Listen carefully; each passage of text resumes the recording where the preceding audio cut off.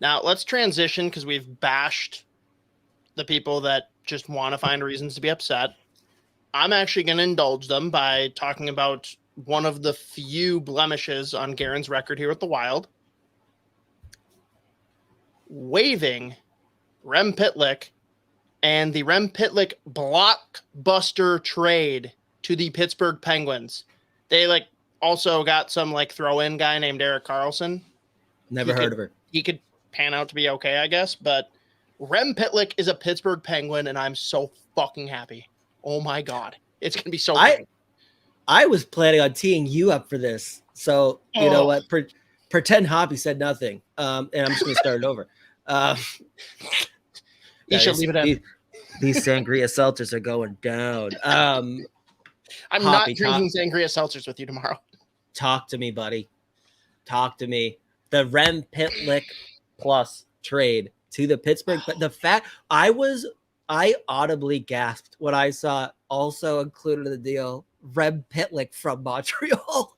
I was like, holy fuck that. It's the Hoppy trade. This is the Hoppy trade. Because, don't get me wrong. I don't have anywhere near the following of you or to that point, any of the people that are really noteworthy in hockey. But whenever something happens with Kalen Addison and REM PITLICK, I'll have 10 people tag me in different stuff talking about it. And fucking right away, I see a bunch of people tagging me holy fuck, REM PITLICK to the Penguins? Are you kidding me? I'm like, you guys are mean. This isn't a fun joke. And I see that trade, dude. I don't even know where to fucking start with the trade. Kyle Dubas is a fucking G. Everyone that's questioned him ever, you're a fucking moron. Oh my God, I have my GM. I love him so much. This never would have happened if I didn't meet him in Tampa. That's what I was gonna say. I was gonna say, dude. I was just like, did you plant this in his ear before he even became the Pittsburgh Penguins general manager? So hey, just so you know, there's this guy REM PITLICK who's a stud. He used to be on one of these teams, by the way. I wish I could have planted that. I wish. No, what I need to plant now is, you got the old bull. Now you need the young calf. Because if he can pick up Rhett Pitlick, I'll piss myself. Because right now, he's not even listed in the top 10 prospects for Montreal. Get that fucking boy, which I don't even know, dude. It pisses me off that I don't fully understand the college player rule. When do you become a free agent? Is it based on years in college? Is it based on years since you were drafted? I just don't fully understand it. And I feel like he should be a free agent after this season if he waits it out. No? How old is he now? So he's a junior, but he was drafted in 19. Right. So there's certain rules for the draft which are different than the CHL. So what how Minnesota, because CHL kids can sign and college kids can't. So and there's a certain amount of time that they have to sign. So Josh Pillar that Minnesota had, they traded for futures to St. Louis. I'm pretty sure that I had read too that based on the timing and he hadn't signed his ELC yet, that he was going to end up re-entering the draft. Which is always great. Yeah. Which is always crazy to me. That'd be pretty fucking cool to draft a 24-year-old. Yeah. Right. I can't remember exactly what the, I feel like it is the 4 years though. I don't really know. There's so many stupid little rules inside the CBA that I'm always just so confused by. I'm I don't really have time. I will just watch them play and figure out the rest later. I'll just go look at Russo's Twitter feed, or I want to know right now because I want to know if he's going to be fucking available. Yeah, dude. If both Pitlicks played for Pittsburgh next year, I don't know what I would do. Fuck, dude. Oh my God. I'm just going to slip him tell you what, sometime while we're drinking in Boston, I'm just going to retweet the post that has that highlight reel goal that's somehow number 4 in college last year. Fuck right off, Buccigross. But yeah, I'm just going to tag Dubas in it and be yo, maybe I will have to find that clip from Step Brothers 2. Had the old bull. Now I want the young calf. And she grabs me by the penis. Shut the fuck up, Dale. Make her own beef jerky. We've never done any of those things. God damn it. Yeah, we have quite literally Cosgrove's never going to done come any in of with those a things. million quotes now. But Yeah, yes, this is basically what happened here. I definitely wrote the whole thing down on a napkin. No, but yeah. so Question though with Pitlick. Go ahead. Well, so go. on the Dubas track, I regret not saying it because I thought it, but it also felt kind of rude because I like wished him good luck in the playoffs and stuff, right? But a year before he got traded to Pittsburgh, I saw Jason Zucker at one of his charity events, which was literally just an all-day drink fest at Lord Fletcher's, which was awesome. And I actually convinced him that he had been traded to Buffalo, and that was back when you did not want to be traded to Buffalo. I played it off pretty good, surprisingly, for how drunk I was. Like I basically said, like move. It was fun. It's no charity event. Hey, thanks for this charity event, brother. He laughed it off, whatever. But I told him, I'm like, you need to play for Pittsburgh. You're going to end up there. And sure as shit, the next year he was gone to Pittsburgh. I bought the jersey the second the news broke. There's no chance that someone bought a jersey before I did. And I wanted so badly to tell him, like, hey, if Toronto's a bunch of idiots, we'd love to have you in Pittsburgh. Mm-hmm. And it would have just cemented my legacy of the Pittsburgh Whisperer. But I didn't do it. I just talked to him. So, yeah, well, you manifested it. But on an actual hockey note, though, Pitlick to Pittsburgh is so interesting to me specifically because, like, somehow he's continued to he's like, I think right now is in the couple of years that he's been in the NHL, his shooting percentage is still like 20%. So, like, when he was in Minnesota, it was like 46. I told you the story of how I got the jersey, right? No. During the game against Seattle, in Seattle, we're watching it, and he scores his second goal, and I had like 10-ish people tag me saying, like, if he gets the hat trick, you have to buy a jersey. And I'm like, fuck it, I'll do it. And I made the post saying it, and the second he got the hat trick goal, bought the jersey. Yeah. Yeah, oh yeah, that's right. That's right. That was incredible. And then still, I don't think I'll ever beat the fact that Guerin signed it. Now dude, what if I got Dubas to sign it saying, thanks, Bill? Oh my God. You have to. I need it. You have to. God damn it. All right. You can continue along your line of questioning. Only playing 80s Joel. God damn it, Cosgrove. Give it, like, with what Pittsburgh really needs, and I'm not saying out and out this is a for sure thing that's like, oh yeah, no doubt he's gonna do it, but a guy that can just somehow convert chances and chip in outside of guys like Crosby and Malkin and Gensel, especially now that Gensel's going to be out for a little bit here. Like, I can't possibly imagine a world where, like, I mean, who knows? Maybe this is just Rem Pitlick's career where he's just shooting 20, 25, 30, 35% every year somehow.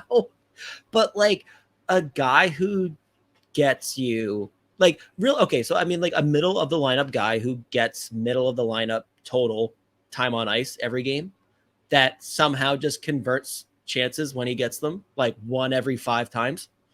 Isn't that kind of like, and this is, okay, let's not bear, like, this is the Karlsson trade. We all know that we are making this all about Rem Pitlick because it's funny, but that's kind of like one of the areas that Pittsburgh desperately needs. So I kind of wonder if he just, like, finds himself in the perfect situation, wherever he ends up in that lineup, and kind of just becomes a huge piece for them. Like the year that they had, the first year of Danton Heinen, really, when he just came in and he was unbelievable. I think he scored the first goal of the year. Can this be our Danton Heinen, Z? Like, can we cheer for him together?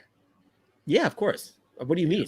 Obviously. I'm glad he's not fucking Montreal anymore. I know. I just, like, with Heinen, it was easy because he was a Boston guy.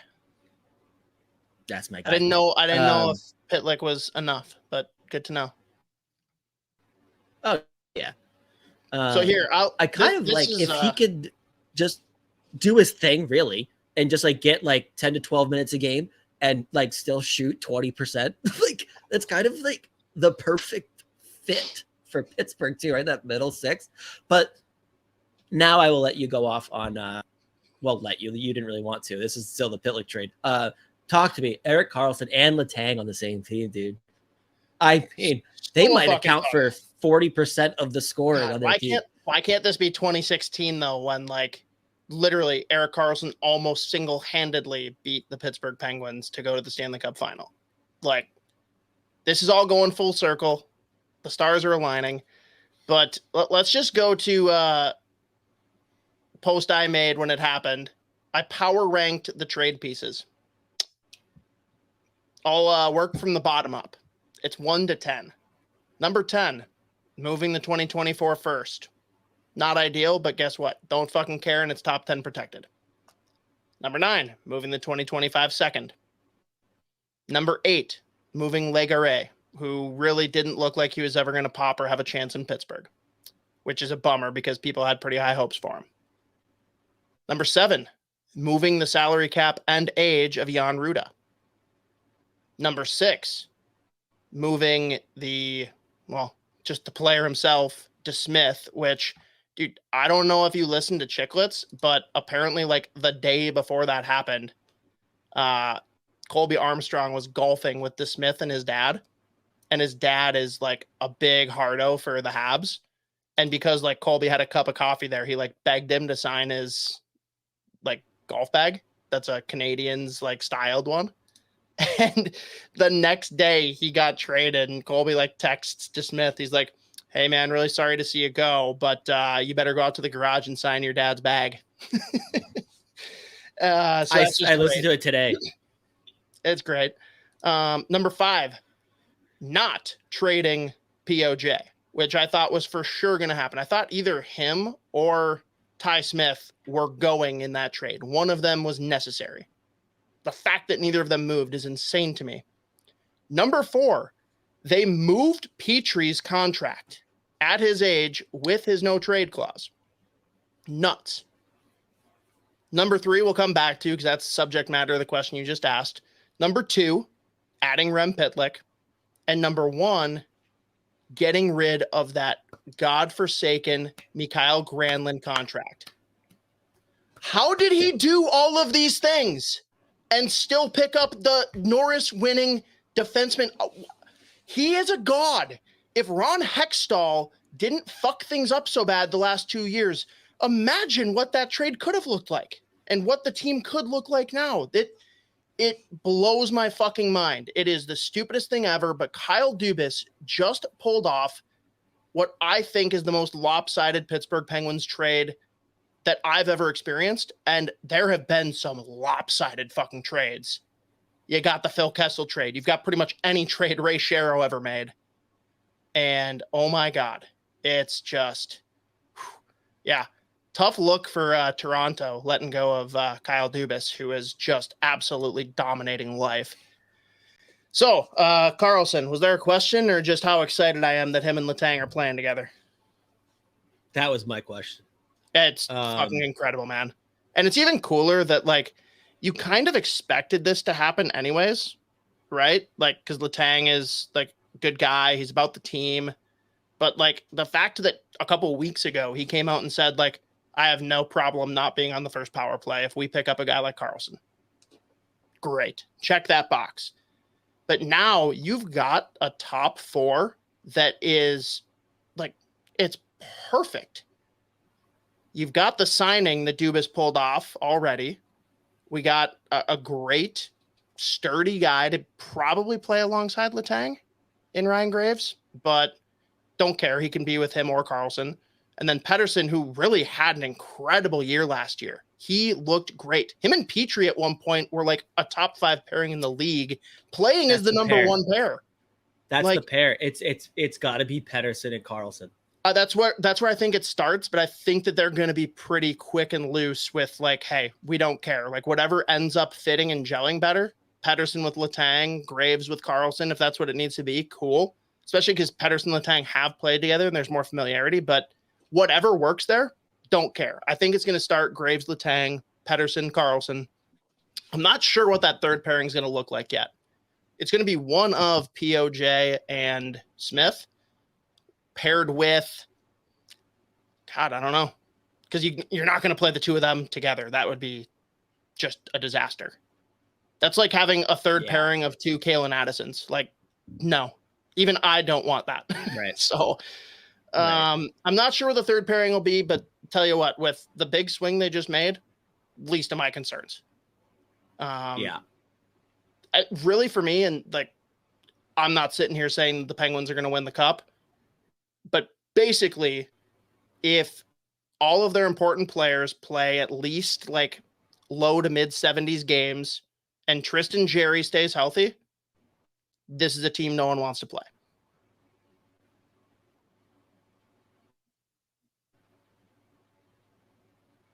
I don't know if he's still here.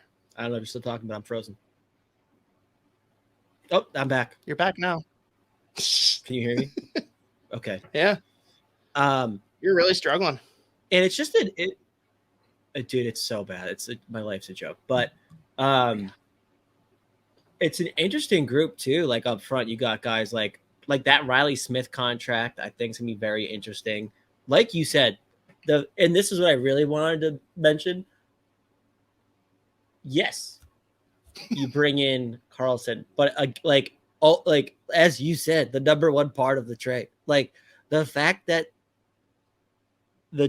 in the same trade package, you're bringing in Erik Karlsson and getting rid of the Granlund contract is unbelievable. Granlund, Petrie, and Ruda.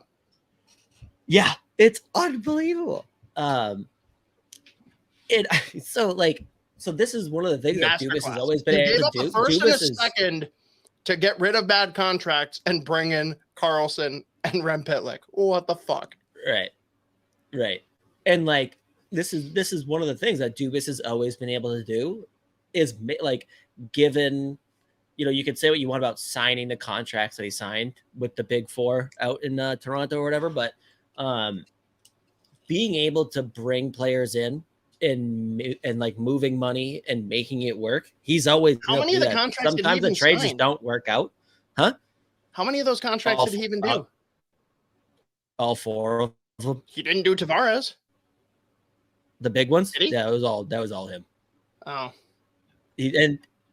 So he came in, immediately signed Tavares, did Nylander, Matthews, and Marner. So the Nylander deal was great. Yeah, who knows? The best contract of all, maybe not. Well, Matthews couldn't earn all the money he wants to the world. Dude, the best. If we're gonna go after the Twitter idiots, like everyone that's like, which core four is better? Matthews, Marner, Nylander, and Tavares, or Crosby, Malkin, Letang, and Karlsson? It's like, first off, like, why is that even a conversation that's being started? The weirdest possible comparison. There's a $10 million difference between the foursomes. And two of them are up for contract after this year. You're going to lose one at least, I would imagine. Like, what a stupid fucking bonehead argument to bring up. And there's a lot of Toronto fans who are like, you're an absolute moron if you'd pick those old geezers in Pittsburgh. Like, whatever. And then you got fucking jerk-offs like Mike Grinnell, who says that Chris Letang is Walmart Erik Karlsson. Like, what a fucking weird moron. That was a very weird... I read it first and I heard it, I was like, oh, that's fucking weird. I thought that the tone and the context would make this sound better, but now it sounds dumber. What? But that's such a weird comparison though. Like, just whatever. I mean, people can do whatever the fuck they want. But right, I'm not sitting here like defending Letang, and I really don't care. It's just like, how can someone actually think that? Like, I don't get it. Yeah, but I mean, Pittsburgh's just they brought it in. Like, it's a very interesting group, and I mean, like, you have Sidney Crosby ended up getting all like, so here's, I am not happy about this. Let's be clear. It is bad.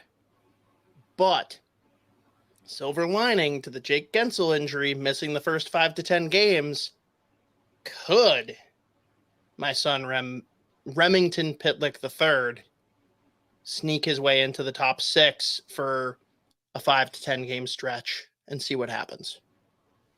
Who's to say? Who's to say? I mean, he'll have, Riley Smith, Brian Rust, Raquel.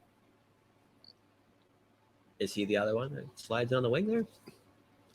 Again, dude, I'm going to need like so many changes of shorts. What a great time for they brought in I forgot they brought in Andreas Janssen and Noah Chari too. So I think that the idea, if they can pick up, because I'm not knocking Lars Eller, but he's older. He's not fleet of foot. I like him a ton on the fourth line. Third line is suspect, but if you can pick up a younger, more mobile 2-way 3C somehow, play him between Pitlick and Janssen for that third line, sign me the fuck up. So trade Eller 1-for-1 for Teddy Bluger? That's just mean. I lived like when they made this signing, I was like, man, you had blue. What do you think though? Like, Judd'z comes in and he's like, just so you guys know, like, third bullet point on my list is find a way to undo that dipshit Hextall trading away fucking Teddy Bluger. Good for him that he got a cup out of it. Like, I'm happy for him, but what the fuck, dude? I still can't believe that was the one that was the second most egregious thing behind that fucking Granlund trade. Mm-hmm. I was so upset. Yeah. But I'm happy for you. I'm happy for you. After like the fucking Hextall Burke era. You'll never hear me say a bad word about Brian Burke because I fucking love that guy. Like, I think he's wildly entertaining personality. I read his book. I think he's just like a good dude.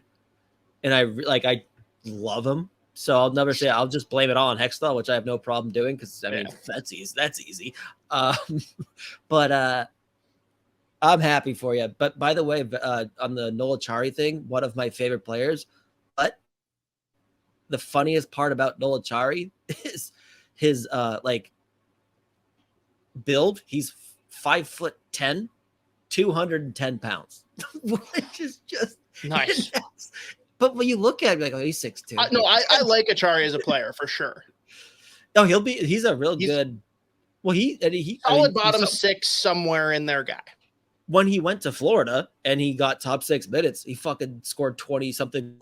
Like, he was like fucking unreal. So he is a solid defensive player that has enough, like, he can play. So and he's just like, he's so funny, like a wildly entertaining.